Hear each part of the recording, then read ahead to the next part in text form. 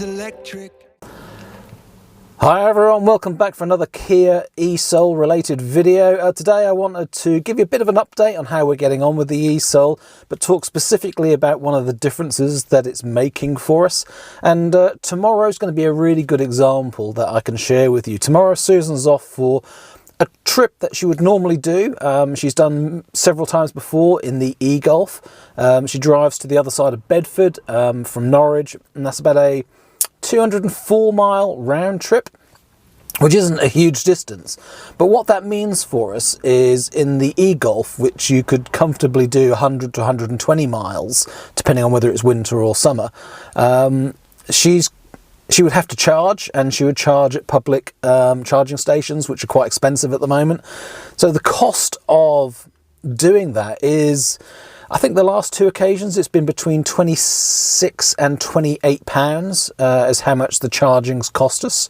So we have a full charge from home, which we've charged overnight on Cheap Rate Energy. She drives the 100 odd miles, charges up, and then drives back home again. And it's about, like I say, £26 to £28 worth of public charging to do that. Because of the small battery, there's no choice unless she has a free or much cheaper destination charger. There is no choice for that. Looking at a petrol or diesel car, let's say you've got a really economical diesel, like a 1.5 diesel Mini or something that can do 70 to the gallon. In winter conditions, it'll do about 60 to the gallon. A gallon of diesel at the moment is about £7.25. So over 204 miles, we're talking about 25 quid. So it's a comparable number in the most economical car that you can get, a small, lightweight, really economical diesel. So 25 quid is the absolute minimum for an ICE. 26 to 28 is the worst that we're going to get from the most expensive public chargers, which are the ones we actually prefer to use. Instavolt are our preferred public charging stations, and they are one of the most expensive at the moment. Anyway, moving to the Kia e-Soul is a completely different kettle of fish. Basically, Susan says, I'm going there at the weekend. Can you make sure the car's 100% charged for me? So I'll do that. 204 miles at 4 to 4.5 miles per kilowatt hour. The weather looks like we should achieve that sort of level. Gives us about 51 kilowatt hours of energy. 51 kilowatt hours of energy at 7.5 pence a kilowatt hour is a whopping £3.50, £3.60 in that region, something like that. So add another 10% on, it's under £4, including some charging losses. Under £4 to do it instead. I mean, the difference is huge, isn't it? So having an electric car with a bigger battery and a longer range is transforming those journeys, not because Susan doesn't have to stop anymore, because she probably will stop for a coffee and a toilet break as well. It's the cost issue. That's the big thing. That once you've got an electric car that covers most of your journeys, whatever most of your journeys is, the number of miles, the savings that you get are incredibly high. I mean, just for this one trip that's 204 miles, we're saving £26 to £28 over what we would have saved if we had a smaller electric car or the most economical diesel that's out there. So it's really good to be being frugal again, and I think that's one of the big things that I've noticed going back to the Hyundai Kia brands, is that the e-Soul and the Niro and the Kona are just so efficient and so practical with a 64 kilowatt hour battery. The combination that even in winter 200 miles is nothing. It's nothing at all distance-wise, and yet 200 miles is a long, long way. For Susan, it's a couple of hours driving there, and it's a couple of hours driving back. It's a lot of driving. And yet she'll probably get back with 30, 40 miles of contingency on top of that. No risk, no concern about heating. So all of those, I'm not going to call them anxieties, because they're really not anxieties. All of those things that you do differently in a smaller battery EV just suddenly go away, and heated steering wheels, heated seats, heating on higher temperatures. It's just use it away as you like, because the energy's cheap, the energy's there, it's plenty of range. It's just why not? And I think that's the big difference, that having had two now, Mini and the Golf, two smaller battery EVs, I sort of like the game of charging and planning it. I like all that. It's not the drama of it I like, but I don't mind having to calculate where to charge and how much do we have to do this for and what's the contingencies. That doesn't worry me at all, but I understand that it will for the normal sort of person. Well, for the normal sort of person, don't buy a smaller battery EV. Buy the e-Soul or the Niro or the Kona, because they just make it so easy that all of those things just disappear. And it is all about choosing the right car. But, and here comes the big but, is it worth it? Because we're talking about unlimited budgets here, aren't we? You know, choose the right car, whatever the right car might be for you, whatever the cost. The Golf that we had covered most of our journeys, and it was only these 200-mile odd journeys that Susan's doing where the Golf needed public charging that it was, shall we say, a little bit frustrating, but it works out over the averages. If 90% of your journeys are completely covered and they completely run off solar or cheap rate energy, then a little bit of public charging doesn't make any difference, whatever the cost is. You know, whether it's 50p a kilowatt hour or £1 a kilowatt hour, it doesn't matter, because over the year it all works out and it's still quite economical. It's very economical to run. So a Golf makes sense. So we paid about £6,000 more to upgrade for a similar mileage, let's say, and a similar age car from the e-Golf, which was quite high spec e-Golf, up to a Kia e-Soul, which again, quite high spec as well. So comparable, but £6,000 more. And what do we get for that? Apart from a bigger box. The car is bigger, which doesn't really justify £6,000. Well, we got twice the battery size. So 32 kilowatt hours usable in the e-Golf, 64 kilowatt hours usable in the e-Soul. £6,000 for 32 kilowatt hours of battery. Now that actually sounds like good value. So it's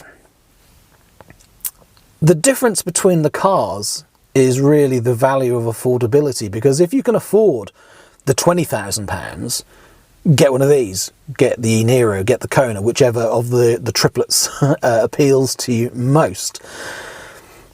But if you can't, there's nothing wrong with the e-Golf. There's nothing wrong with a smaller battery, cheaper electric car that doesn't do these longer journeys as simply, as easily.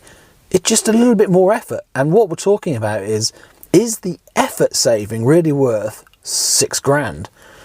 And I've got to say it's not. So from the point of view of should we have kept the Golf and just had that little bit extra effort for the journeys, I think absolutely we should have done. But this e-Soul is better. It's a better electric car. It does slightly faster charging. It's got so much more about it that makes the journeys more relaxed, that you focus just on the journey, not on the charging. So is £6,000 worth that? I honestly don't think it is. It's only the fact that it's a bigger battery and I can use that and therefore make savings on cheap rate energy that for me starts to make sense of the value difference between those two cars. But I think having a smaller battery electric car is still a very, very valid thing to do, depending on how many miles you actually do and how often you go above the range of the car that you need to charge. Because if your longest journey in 2 or 3 months is 150 miles, then it really doesn't make any sense, does it, having a bigger battery electric car that costs you £6,000 more, unless you just want that car. And I think that's the issue that I wanted to share with you today. It really is a great thing having the choice about how many electric cars are out there, and I'm happy with the swap we've done because my wife's happy, and that's all that really matters. £6,000 isn't a huge amount of money from my perspective for buying 32 kilowatt hours of battery storage, but £6,000 for a car that does virtually the same thing, apart from my wife has to actually plug the car in when she stops. That bit on its own isn't worth the £6,000. Anyway, I just thought I'd share that journey, share that thought. We're getting on really well with this e-Soul.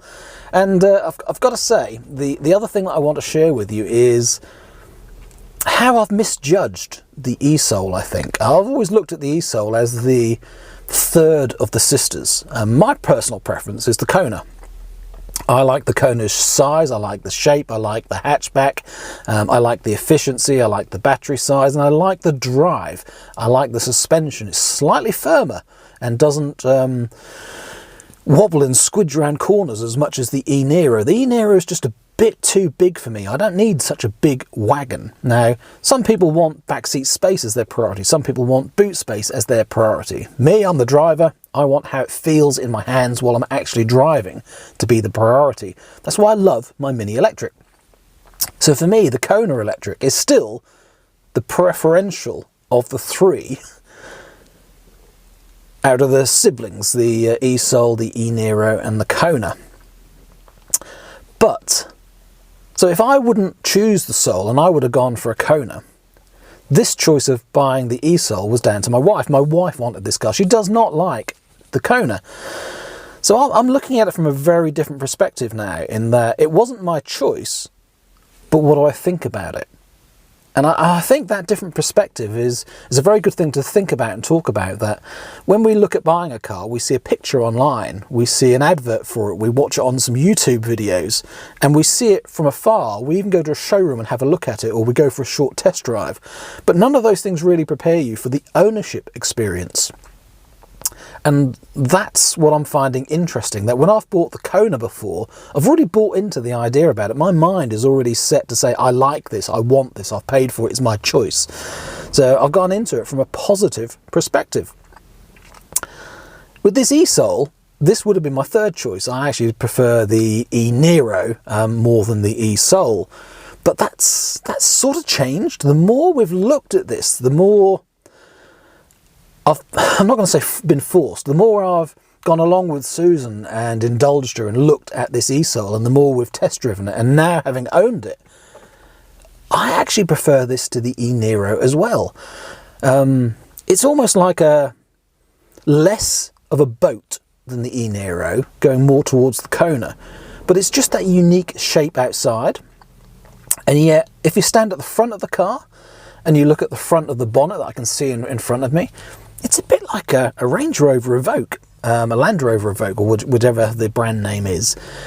And the angle of the roof, the way it slopes down and angles towards the back, and it's got a black roof on it as well, so it makes it look a little bit floating. That again, I think is a bit Land Rover, a bit Range Rover in there. And the more you get close to the angles of this car, the more I like it.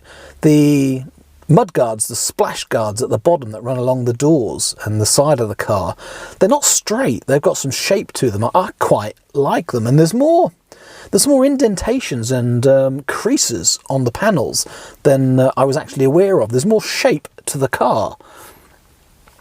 Plus also this interior, I'm sitting here and I'm looking at this, and when I first got into the Soul, I was a bit apprehensive of these vents in the corner and the way it integrates into the door handles and this little area. It's a bit peculiar. Let me just move the camera without turning it off if I can and show you.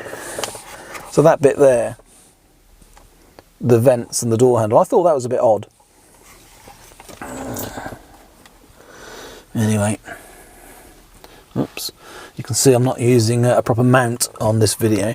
But anyway, all of that, having owned the car, and I quite like it. I feel really comfortable and at home in this car.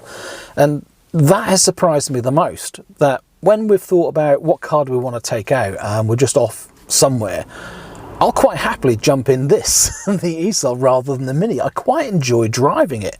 It's quite a nice driving experience. It's softer over the bump, so it doesn't clatter and clang as much as the Mini, so it's more comfortable.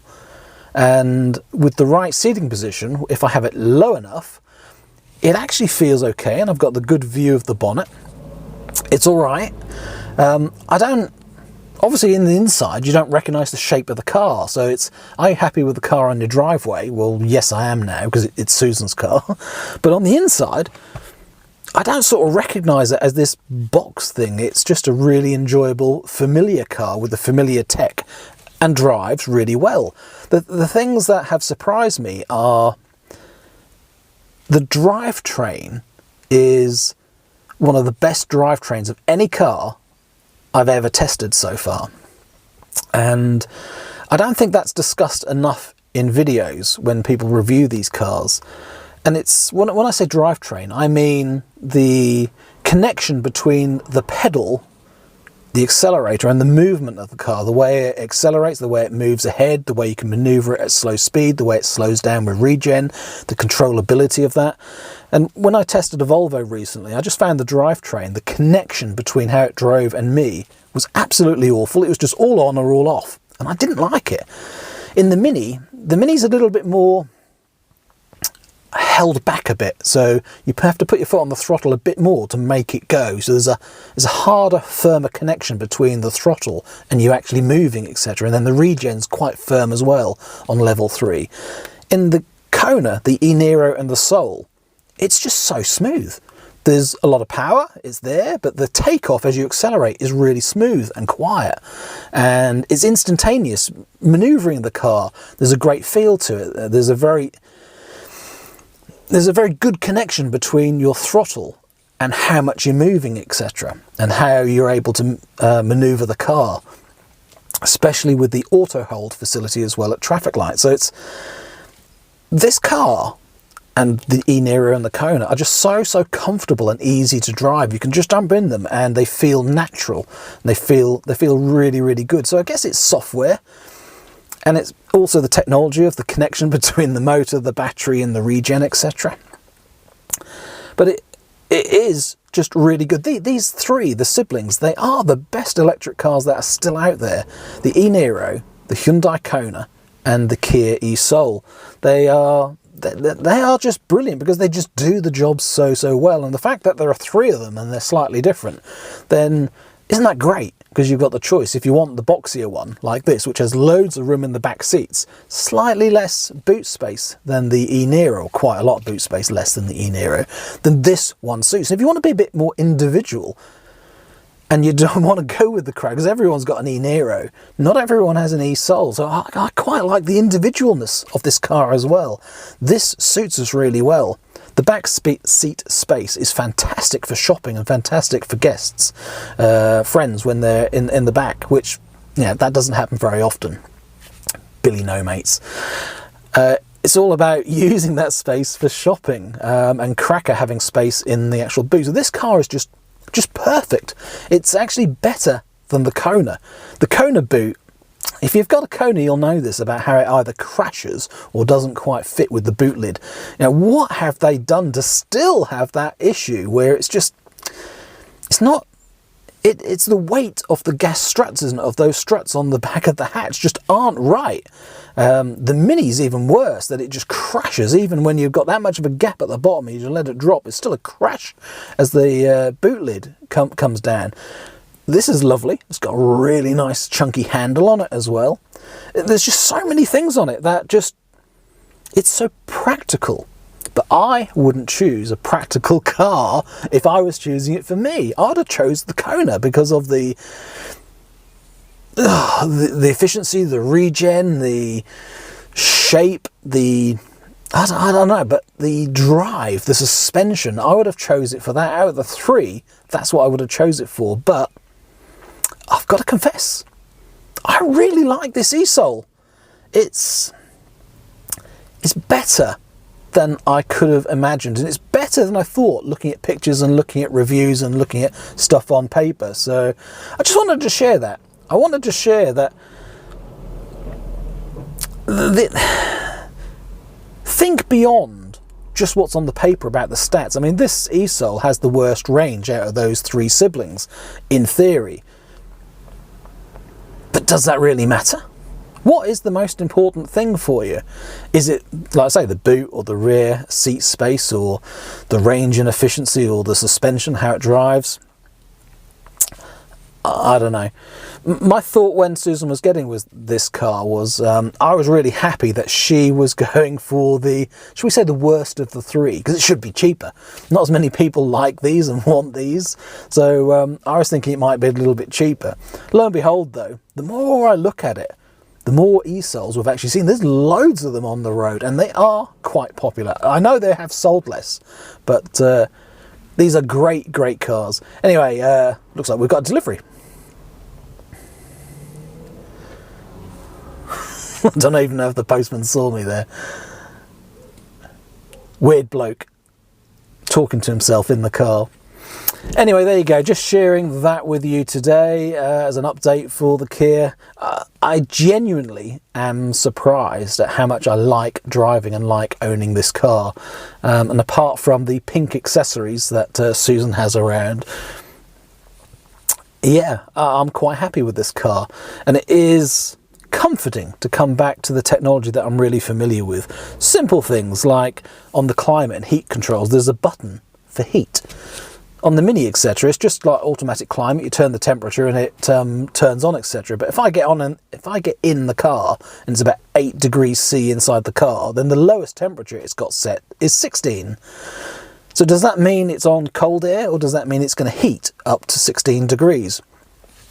I honestly don't know. It never seems to heat. But here in the eSoul and the Kona and the Niro, there's a button for heat. So you have the climate control on with heating or without heating, and then you can set the temperatures. It's so it's so obvious and so good. And yeah, I love the regen paddles. Level 2 for Susan, level 3 for me. That's what we like. They're our preferences. Right, there you go. Honestly, that is the end of the video. So thanks again for watching. Hope you enjoyed this video. Hope you're enjoying the journey with everything electric and our latest journey of buying this eSoul, which is better than I thought. Take care. See you again soon for more videos. A couple of really good ones coming over the festive break, so watch out for those. See you again soon. Bye for now.